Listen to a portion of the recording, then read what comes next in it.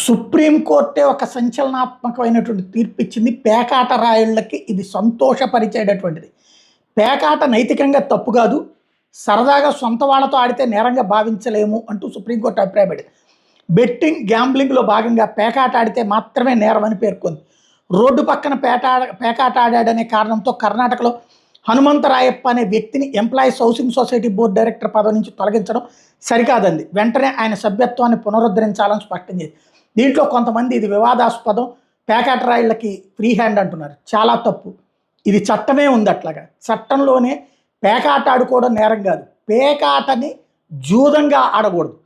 అదే సందర్భంలో పేకాటని గ్యాంబ్లింగ్ లాగా బెట్టింగ్గా ఆడకూడదని చట్టమే ఉంది. అదే ఇక్కడ సుప్రీంకోర్టు చెప్పింది.